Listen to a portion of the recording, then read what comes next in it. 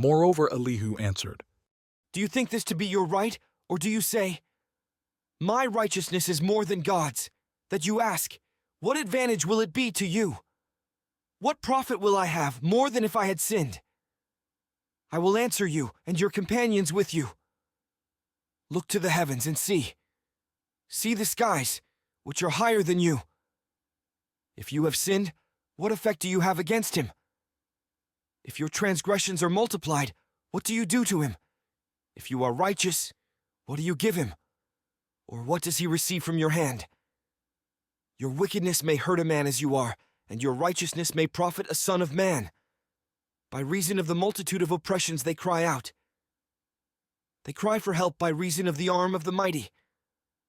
But no one says, Where is God my Maker, who gives songs in the night, who teaches us more than the animals of the earth, and makes us wiser than the birds of the sky? There they cry, but no one gives answer, because of the pride of evil men. Surely God will not hear an empty cry, neither will the Almighty regard it. How much less when you say you don't see him? The cause is before him, and you wait for him. But now, because he has not visited in his anger, neither does he greatly regard arrogance. Therefore Job opens his mouth with empty talk, and he multiplies words without knowledge. Elihu also continued, Bear with me a little, and I will show you, for I still have something to say on God's behalf.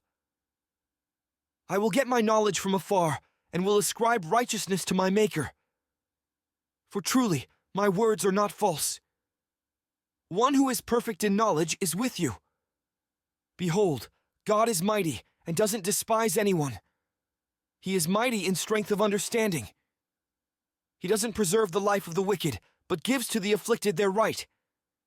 He doesn't withdraw his eyes from the righteous, but with kings on the throne, he sets them forever, and they are exalted. If they are bound in fetters and are taken in the cords of afflictions, then he shows them their work and their transgressions, that they have behaved themselves proudly. He also opens their ears to instruction, and commands that they return from iniquity. If they listen and serve him, they shall spend their days in prosperity, and their years in pleasures. But if they don't listen, they shall perish by the sword. They shall die without knowledge. But those who are godless in heart lay up anger. They don't cry for help when he binds them. They die in youth. Their life perishes among the unclean. He delivers the afflicted by their affliction, and opens their ear in oppression. Yes, he would have allured you out of distress, into a broad place where there is no restriction. That which is set on your table would be full of fatness, but you are full of the judgment of the wicked. Judgment and justice take hold of you.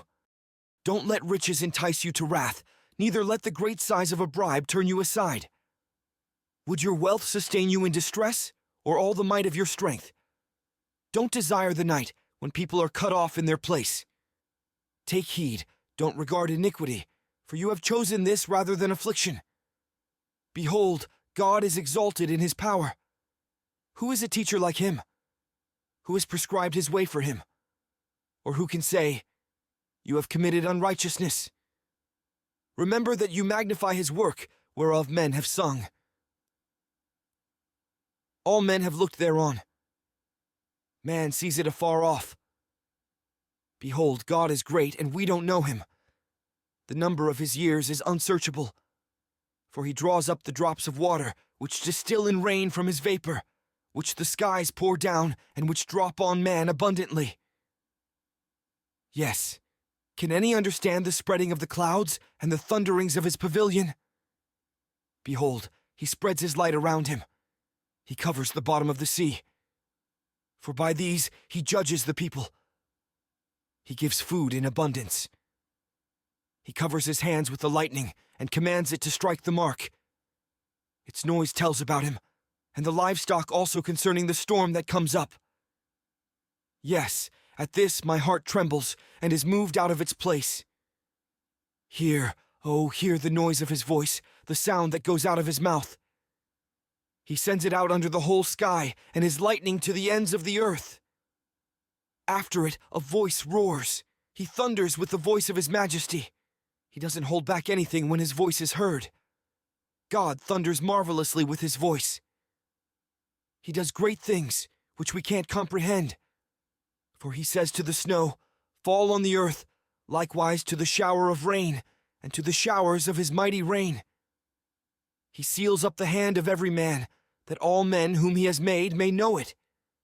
Then the animals take cover and remain in their dens. Out of its chamber comes the storm, and cold out of the north.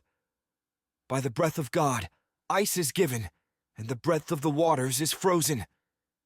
Yes, he loads the thick cloud with moisture. He spreads abroad the cloud of his lightning. It is turned around by his guidance, that they may do whatever he commands them on the surface of the habitable world, whether it is for correction, or for his land, or for loving kindness, that he causes it to come. Listen to this, Job. Stand still and consider the wondrous works of God. Do you know how God controls them and causes the lightning of his cloud to shine? Do you know the workings of the clouds, the wondrous works of him who is perfect in knowledge? You whose clothing is warm, when the earth is still by reason of the south wind? Can you, with him, spread out the sky, which is strong as a cast metal mirror? Teach us what we shall tell him, for we can't make our case by reason of darkness. Will it be told him that I would speak? Or should a man wish that he were swallowed up?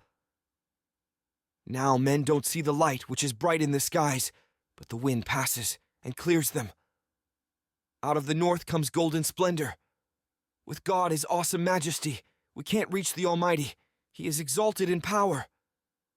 In justice and great righteousness he will not oppress. Therefore men revere him. He doesn't regard any who are wise of heart.